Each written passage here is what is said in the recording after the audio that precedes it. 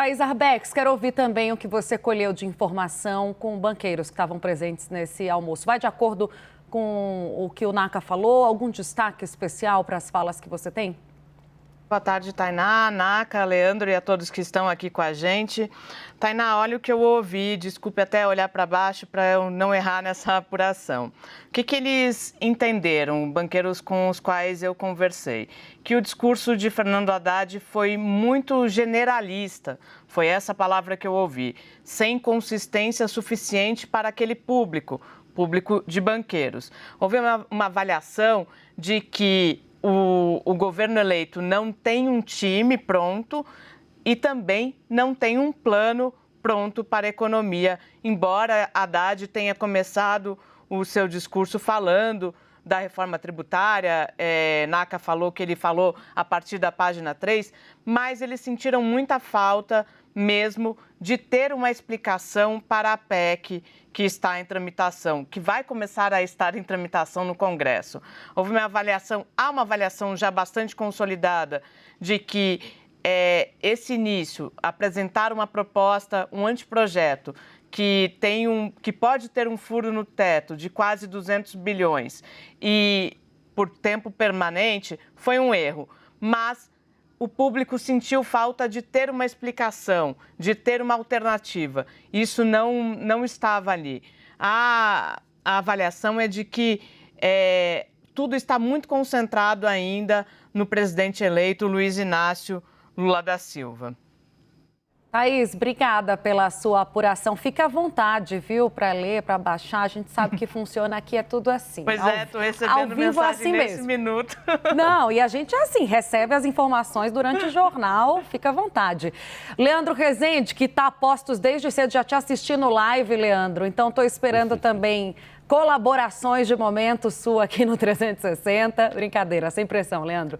Eu queria saber, porque a gente muito falou, e você já falou sobre isso aqui também, Leandro, sobre essa falta de articulação política, sobre a dificuldade de diálogo. Hoje, novamente, eu ouvi de uma liderança importante de um dos partidos que apoiam o presidente Lula, que isso foi colocado na mesa na discussão recente do Conselho Político, acho que na terça-feira. Isso foi chamada a atenção da presidente do PT, Gleisi Hoffmann, mais adiante eu vou falar. Mas, nesse momento, a gente tem que lembrar também que o presidente Lula está recebendo a presidente do PT, deve receber também outros articuladores, Jacques Wagner, para justamente tentar arrumar a casa. Como é que a gente casa esses dois acontecimentos, Leandro? Essa participação do Haddad e as sinalizações que foram feitas e frustraram, em parte, as pessoas que estavam presentes, mas a necessidade de se apontar um caminho mais claro na economia para o próximo governo, vindo de quem de fato manda, né? O presidente Lula. Há uma cobrança que, enfim, já ultrapassou as últimas semanas e a gente chega no final dessa com a mesma cobrança de que se designe um interlocutor para destravar essa PEC. Esse interlocutor pode ser o Fernando Haddad. Tainá, boa tarde para você e para a Thaís, para o Nakagawa, para todo mundo que está com a gente aqui no 360. Eu conversei agora há pouco com o Wellington Dias, né, senador eleito, e é a figura do PT que tem mais conduzido as conversas dentro do Senado para poder elaborar essa PEC, que os participantes hoje desse encontro com o Haddad se ressentiram de não ter ouvido um plano dele, um plano do PT para poder passar essa proposta de emenda à Constituição. E o Wellington Dias me disse que o Lula está sendo poupado de uma outra reunião que iria acontecer hoje com líderes partidários do PT, né? Ele está falando com o menor número possível de pessoas para poder cuidar da voz. O Lula fez uma cirurgia nessa semana, né, nas cordas vocais, e ele é esperado em Brasília já totalmente recuperado na semana que vem, onde ele vai precisar gastar muita saliva e conversar bastante, porque, segundo o Wellington Dias, o Lula é uma figura que vai entrar, né, o presidente eleito vai entrar pessoalmente na articulação pela proposta de emenda à Constituição. Ele vai pessoalmente negociar com líderes do Congresso para poder destravar essa proposta. O Wellington Dias me disse também, né, que se quer que para a semana que vem, no mais tardar na próxima, o nome desse interlocutor, ou seja, do ministro da Fazenda, seja divulgado. O Wellington Dias me confirmou isso, e aí eu perguntei para ele se, como o Haddad foi hoje na Febraban, teve com o Lula na COP27, está aí em altíssima conta para ser o próximo ministro da Fazenda, perguntei objetivamente para o Ayrton Dias, né? Vai ser o Haddad, então? E ele falou, olha, ele está lá na Febraban, recebeu essa missão de representar um Lula o que ele disse é um grande líder e é muito preparado, ou seja, já deu para perceber, eu já perguntei isso tantas vezes para o Ayrton Dias, né, se o Haddad vai ser o ministro da Fazenda, se vai ser ele, se vai ser o Rui Costa, e já deu para perceber na resposta de hoje que está ali bem encaminhada a coisa para o Haddad ser o próximo ministro da Fazenda. Tainá, posso pegar a palavra aqui rapidinho? Fique à vontade. A sensação ali no evento, o tratamento dispensado a Fernando Haddad pela organização, pelos presentes, reforça muito essa percepção que o Leandro nos trouxe. Assim. Ele foi tratado realmente como a figura mais importante ali, estava do lado de Roberto Campos Neto, uma das principais chamou figuras. ele de ministro em algum momento? Chamou, mas talvez fazendo menção à posição anterior de ministro, de ex-ministro. A gente achou que era um indicativo. Até poderia ser. Então, e aí ele foi perguntado pelos jornalistas sobre essa hipótese. O senhor recebeu um convite? O senhor toparia?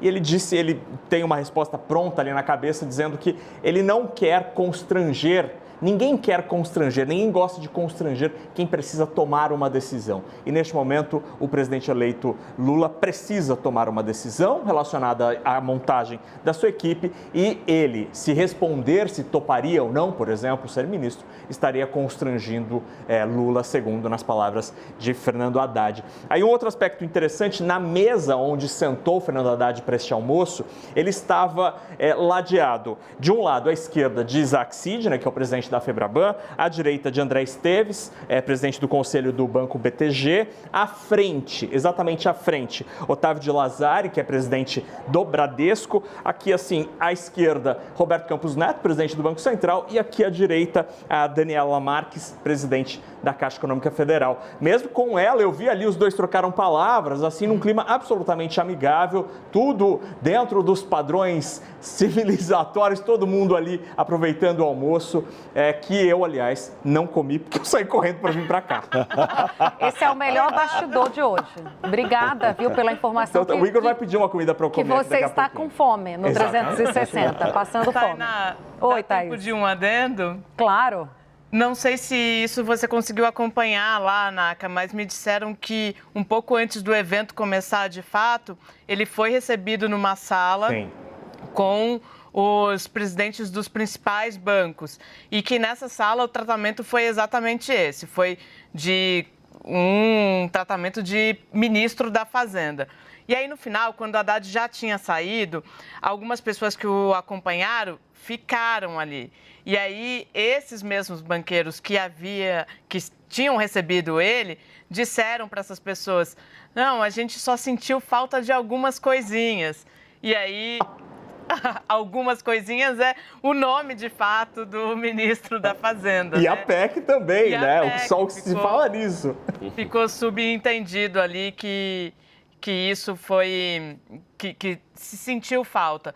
Mas, por outro lado, só para terminar aqui, estava recebendo agora uma avaliação, tem uma ala de banqueiros que não tem tanta antipatia com Haddad, que não acha ele um posto ruim, muito pelo contrário, tem uma simpatia com ele, acha que é um cara que é bastante sério. O problema, de fato, neste momento, é a falta de um plano mais claro.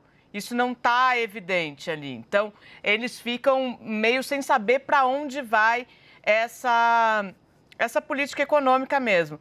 E o engraçado é que me chamou muita atenção, Naca, não sei se te chamou também, mas Haddad abre a fala dizendo que ele ia fazer uma fala bastante, ele não usou essa palavra, mas bastante sucinta, até para não frustrar expectativas, ele estava fazendo aquela introdução ali.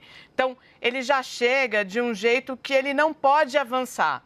Foi essa sensação que eu fiquei, que ele vai meio que pisando em ovos ali. Ele tem um caminho para percorrer, ele está ali com uma missão é muito clara e objetiva, que é passar o recado de Lula, mas ele não pode avançar casas, ele não pode ir além daquilo que ele falou. Eu fiquei com essa impressão bastante clara. Sim, ele deixou muito claro, desde a primeira palavra, você tem absoluta razão, que ele estava ali como um mensageiro do presidente eleito. Não era Fernando Haddad, sim o mensageiro, a mensagem que Lula queria passar para aquela audiência. Ele disse exatamente o seguinte: estou aqui, quero que compreendam a minha situação, minha fala, para que não haja frustração de expectativas. Eu declinei na terça-feira. Que houve, né, no fim das contas? Perdão? Que houve, no fim das contas, né? Houve o quê? Frustração. Total. E aí ele falou um outro aspecto interessante que deixou muita gente com uma pulga atrás da orelha, porque ele tinha sido convidado, ele, Fernando Haddad, como ex-ministro da Educação, mas ele declinou na terça-feira deste convite.